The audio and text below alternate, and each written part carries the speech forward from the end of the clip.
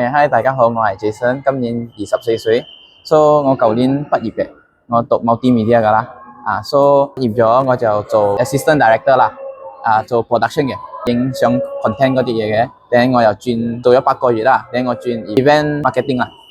做咩我冇去做咗咧？係因為我好攰啊，因為呢兩份工係咪我成日做到半夜啊，有時20幾個鐘冇瞓覺，so event 又係拜六禮拜多去做嘅。所以我嗰日我就自己諗下咯，2025係咪？如果我繼續咁樣嘅話，我可以做到冇？因為我個身體都好攰啊，有時候我都入 clinic 啊，我就諗下咯，有冇其他地方可以做工啊？我爸爸媽媽都有做 BE 嘅，做咗5、6年咁樣啦，所以我都睇到佢哋成功啊，睇到佢身邊嘅人都做到好開心啊，所以我就睇到呢個係機會嘅。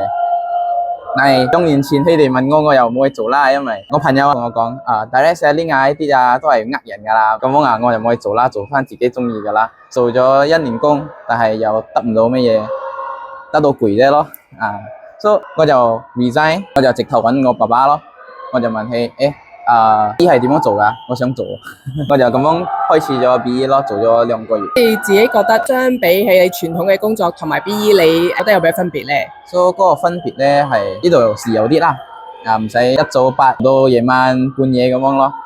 第二個嘢係開心啲咯，因為呢度人唔錯嘛。compare to 我 company 啦，因為之前全部人都係搶嗰個位啊咁樣啊，因為我係高啲 salary 嘛。但係呢度我覺得全部人都好幫手啦，因為呢2個月我做 BE 係咪？開始乜都唔識噶嘛，但係我上線又有教我，紅線又有教我，去 meeting 嘅時候全部唔識嘅，但係都會幫我，所以我覺得呢個文化唔錯啦，所以我就定留喺 BE 繼續做咯。我都想問下，點解你會參加今日呢個 BE Camp 咧？所以 BE Camp 係咪？係因為之前我老豆都有 join BE Camp 噶嘛，所以我睇到好似好好搞咁樣啊，同埋我上線全部都有講，你一定要嚟 BE Camp，因為 BE Camp 係咪可以揾到夢想啊？我自己係一個冇乜夢想嘅人啦，所以嚟到呢度都好開心嘅，揾到目標咯。揀 BE，你嘅新夢想係咩啊？新夢想啊，我想賺多啲錢，同埋可以幫爸爸媽媽退休。好多謝你接受訪問。